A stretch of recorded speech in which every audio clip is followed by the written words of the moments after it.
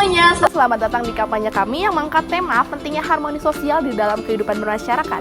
Harmoni sosial adalah keadaan di mana masyarakat hidup berdampingan secara damai, saling menghargai dan menjunjung nilai toleransi, meskipun memiliki latar belakang yang berbeda-beda. Ini mencerminkan kehidupan yang penuh kerjasama, saling pengertian dan keterbukaan antara individu maupun kelompok. Di Indonesia, kita hidup dalam keberagaman yang luar biasa, mulai dari perbedaan suku, agama, ras, hingga budaya. Negara kita terdiri dari ratusan suku bangsa dengan adat dan kebiasaan yang berbeda-beda. Namun semua itu adalah bagian dari kekayaan yang patut kita banggakan. Keberagaman ini bukanlah penghalang, melainkan peluang untuk saling mengenal dan belajar satu sama lain. Karena itulah, menjaga harmoni sosial sangat penting, agar kita dapat membangun masyarakat yang rukun, adil, dan sejahtera. Mari kita mulai dengan memahami dan menghargai perbedaan yang ada di sekitar kita. Indonesia punya lebih dari 1.300 suku dan 700 bahasa daerah. Tapi sayangnya, menurut Setara Institut tahun 2023, ada 175 kasus intoleransi yang membuat keadaan negara kita tidak harmonis. Indonesia dikenal sebagai negeri yang majemuk, tapi di balik semboyan Bhinneka Tunggal Ika, kenyataan berkata lain. SARA masih menjadi alasan utama konflik sosial. Jika dibiarkan, ini bukan cuma merusak hubungan antar warga, tapi juga meretakkan masa depan bangsa.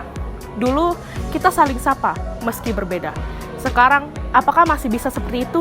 Bisakah negara kita menetapkan sikap harmonis di lingkungan masyarakat?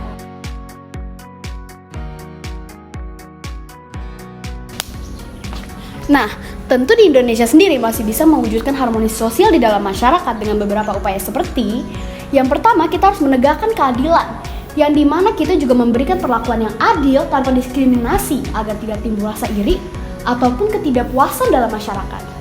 Lalu selainnya, kita juga harus meningkatkan komunikasi dan juga dialog yang mendorong masyarakat untuk berdialog dan menyelesaikan konflik secara damai agar tidak menimbulkan perpecahan. Yang ketiga, meningkatkan pendidikan karakter, yang dimana dari sejak kecil kita harus menanamkan nilai-nilai seperti empati, gotong royong, dan saling menghargai sejak dini. Terus selanjutnya, pendidikan inklusif dan berbasis toleransi itu penting. Sistem pendidikan yang mengajarkan pentingnya menghargai perbedaan, menerima keberagaman, dan memperlakukan semua orang secara setara tanpa diskriminasi itu penting. Terus selanjutnya, kebijakan dari pemerintah yang adil, berpihak pada semua golongan itu penting banget. Buat minoritas, pemerintah perlu membuat dan menegakkan kebijakan yang mendorong keadilan sosial, pelindungan hak asasi manusia, serta pemberdayaan kelompok minoritas. Selanjutnya, peran individu kita semua dalam menjaga kerukunan setiap orang memiliki tanggung jawab itu untuk terbuka terhadap sesamanya, aktif dalam kegiatan sosial yang membangun, biar kita tuh sama-sama berkomunikasi. Dialog antara budaya dan agama itu juga penting, membangun komunikasi antara budaya dan agama untuk saling rukun dan tidak memiliki prasangka yang buruk itu antar kelompok juga penting. Yang selanjutnya, menumbuhkan rasa toleransi dalam kehidupan sehari-hari, membiasakan diri untuk menerima perbedaan, tidak memaksa pendapat, serta hidup berdampingan secara damai dengan orang-orang yang berbeda latar belakang itu membuat kita hidup dengan damai. Dengan kombinasi upaya ini, harmonis sosial dapat terwujud dengan baik di dalam masyarakat yang majemuk seperti kita.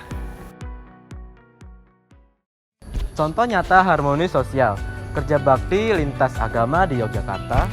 Di salah satu kampung di daerah Yogyakarta, terdapat kegiatan kerja bakti yang rutin dilakukan oleh warga yang berasal dari berbagai latar belakang, agama, suku, seperti Islam, Katolik, Kristen, Hindu, Tionghoa. Meski berbeda keyakinan dan budaya, mereka tetap bersama-sama membersihkan lingkungan, memperbaiki fasilitas umum, hingga saling membantu saat ada warga yang terkena musibah. Dalam kegiatan tersebut, tidak ada perbedaan perlakuan, semua warga duduk bersama saat sedang ada rapat di kampung. Menyambung tenaga maupun bahan bangunan sesuai kemampuan, dan saling menjaga keharmonisan melalui komunikasi terbuka. Bahkan saat perayaan keagamaan, mereka saling menghormati dan tidak menjaga ketertiban secara nilai yang bisa kita pelajari. Dan toleransi, penghargaan terhadap perbedaan, gotong royong sebagai bentuk solidaritas sosial. Komunikasi aktif dan terbuka untuk mencegah kesalahpahaman, empati yang saling membantu, dan kehidupan sehari-hari. Seperti contohnya kita ini menunjukkan bahwa harmoni sosial tidak hanya bisa dicapai melalui kebijakan pemerintah, tetapi juga kita dapat melalui sikap yang tindakan kecil yang dilakukan masyarakat dalam kehidupan bersama. Satukan langkah, Eratkan rasa, bersama kita bangun harmoni sosial untuk Indonesia yang damai dan bersatu.